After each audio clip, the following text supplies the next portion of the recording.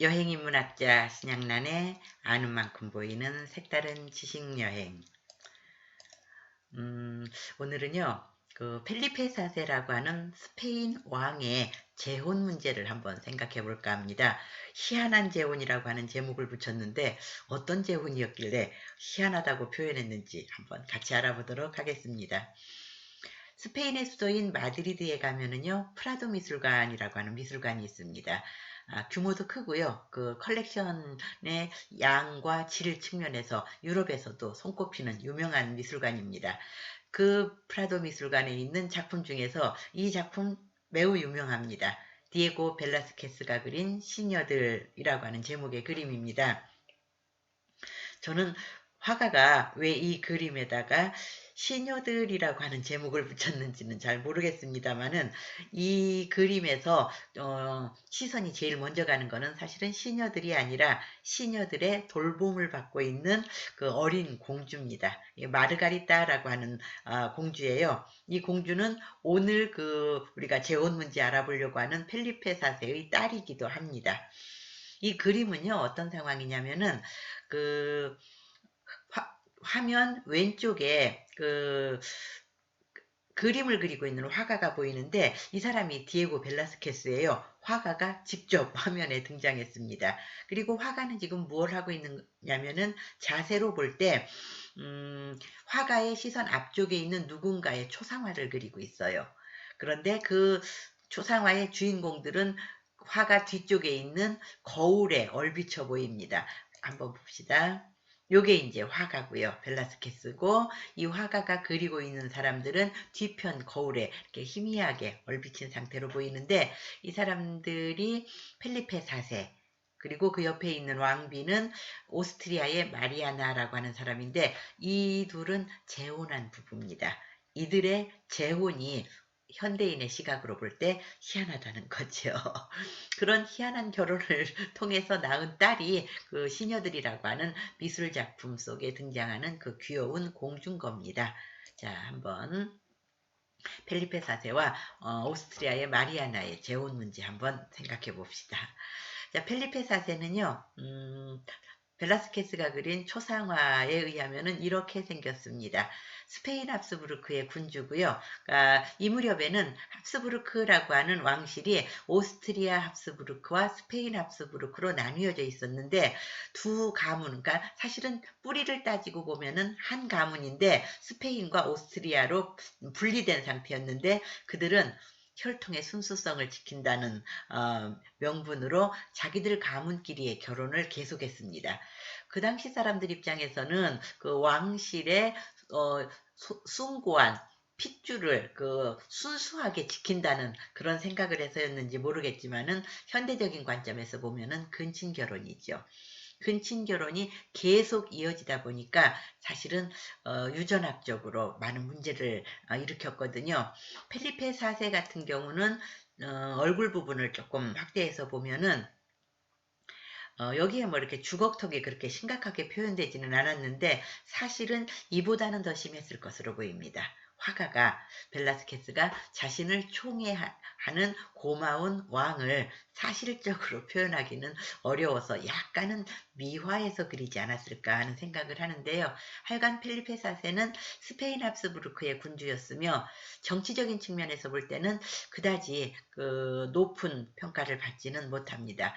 나름대로는 다양한 정치적인 개혁을 시도했지만은 성과가 미미했다고 보고요. 다만 스페인의 문예부흥기를 이루었다는 긍정적인 평가는 받습니다. 특히 미술 분야에서 벨라스케스라고 하는 화가를 발탁해서 미술 분야의 번영을 가져온 그런 왕으로 봅니다. 펠리페 4세의 첫 번째 부인은 부르봉의 이사벨이라고 하는 사람이에요. 이사벨은 개인의 이름이고요. 부르봉은 가문의 이름이죠. 부르봉은 프랑스 부르봉 왕조를 말합니다. 프랑스 부르봉 왕조는 프랑스의 마지막 왕조예요. 우리가 이제 루이 14세, 루이 15세, 루이 16세 이런 왕들을 이야기를 할 때 그 사람들이 부르봉 왕조 사람들이거든요. 이사벨은 부르봉 왕조의 시조였던 앙리 4세의 딸이었고요. 어머니는 이사벨의 어머니는 피렌체 메디치 가문 출신이었습니다. 마리드 메디치였는데 뭐 그러다 보니까 이사벨 같은 경우는 유전적인 어떤 결함은 없습니다. 피렌체의 메디치 가문과 프랑스의 부르봉 가문의 결합이었으니까요. 자, 이 이사벨은 스페인 합스부르크의 펠리페 4세와 결혼해서 2남 6녀를 낳았는데 그 중에서 3살을 넘길 때까지 살아남은 자녀는 1남 1녀뿐이었습니다. 그 중에서 이제 1남, 아들이 하나 다행히 남아 있었는데 그 이름이 발타사르 카를로스예요. 그 발타사르는 오스트리아 합스부르크의 마리아나와 약혼을 했는데 결혼까지는 못해요. 17살 때 천연두로 사망을 하거든요. 자, 부르봉의 이사벨 얼굴 좀 크게 확대해서 한번 보고 넘어가도록 하겠습니다. 제가 볼 때 미인입니다. 미인인데 일찍 또 세상을 떠나요. 그래서 펠리페 4세는 재혼을 하는 거죠. 요게 이제 발타사르 카를로스입니다. 부르봉의 이사벨이 낳은 아들이죠. 근친 결혼이 아니었기 때문에 얼굴을 좀 확대해서 보면은 아주 건강하고 총명해 보입니다. 이 아들이 오래 살아남아서 결혼하고 후계자를 낳고 했더라면은 스페인 합스부르크는 단절되지 않았을 겁니다. 제가 생각할 때는 아쉽게도 천연두로 세상을 떠나는 바람에 뒤가 좀 꼬였습니다. 자, 다시 한번 말씀드리면은요. 발타사르 카를로스는 1629년생이에요. 그리고 1634년생에 오스트리아의 마리아나와 약혼을 했습니다. 다만 결혼은 못하죠. 그러니까 두 사람의 출생 연도를 보면은 그 적절한 나이대의 예비 부부였다라고 하는 것을 알 수 있죠. 신랑감이 먼저 죽은 것이 좀 아쉽지만요. 발타사르가 누구와 약혼을 했냐면은 오스트리아의 마리아나와 약혼을 했고 발타사르보다 몇 살 어린 상태였거든요. 그런데 그 약혼자가 갑자기 세상을 떠난 거 아니겠습니까? 요렇게 되자 펠리페 4세 펠리페 4세는 그때는 부르봉의 이사벨이 세상을 떠난 뒤이기 때문에 호라비 상태였어요. 재혼을 하기는 해야 되는데 누구와 재혼을 하느냐면은 며느리감이었던 오스트리아의 마리아나와 재혼을 합니다. 마리아나는 발타사르보다 몇 살이 어렸으니까 시아버지가 될 뻔했던 펠리페 4세하고는 29살 정도 나이 차이가 나니까 거의 부모와 자식, 아버지와 딸 정도의 나이 차이인데도 그렇게 결혼을 했습니다. 그러니까 이제 일단 나이 차이도 나이 차이지만 아들과 약혼했던 여자를 자기 부인으로 삼았으니까 재혼 상대자 치고는 좀 특이하다는 겁니다. 희한하다는 얘기죠. 그리고 그 오스트리아의 마리아나는 누구의 딸이냐면요. 펠리페 4세 여동생의 딸이에요. 펠리페 4세의 여동생이 오스트리아 합스부르크로 시집을 가서 낳은 딸이 마리아나였던 겁니다. 그러니까 마리아나에게 있어서 펠리페 4세는 어머니의 오빠, 즉 외삼촌이죠. 외삼촌과 조카가 결혼한 거예요. 이게 이제 합스부르크 왕실의 근친 결혼입니다. 마리아나는 시아버지가 될 뻔했던 펠리페 4세와 결혼해서 3남 2녀를 낳았는데 그 중에서 5살이 넘을 때까지 생존한 자녀는 1남 1녀뿐이었습니다. 그 중에 1녀가 누구냐면은 마르가리타예요. 아까 그 벨라스케스의 그림 시녀들에 나오는 그 귀여운 공주님이 바로 펠리페 4세와 두 번째 부인인 마리아나 사이에서 태어난 공주였습니다. 마리가리타 역시 근친 결혼을 합니다. 신성 로마 제국의 황제인 레오폴트 1세와 결혼을 하는데 레오폴트 1세는 누구하고 남매간이냐면은 마리아나하고 남매간입니다. 그러니까 마르가리타 입장에서는 어머니 마리아나의 오빠인 레오폴트 1세와 결혼한 겁니다. 여기도 외삼촌과 조카 사이의 결혼이었죠. 합스부르크 왕실의 근친 결혼을 설명할 때 아주 대표적인 사례로 우리가 들 수 있는 그런 인물들입니다. 사실은요. 펠리페 4세와 마리아나의 재혼이 현대인의 관점으로 볼 때는 참 희한하다라고 할 수 있지만 그게 무슨 법적으로 문제가 있는 결혼은 아니었거든요. 사실 정말로 문제가 되는 거는 그들 사이에서 태어난 아들 카를로스 2세가 정치적인 능력이라든지 신체적인 건강 상태가 아주 안 좋았다는 겁니다.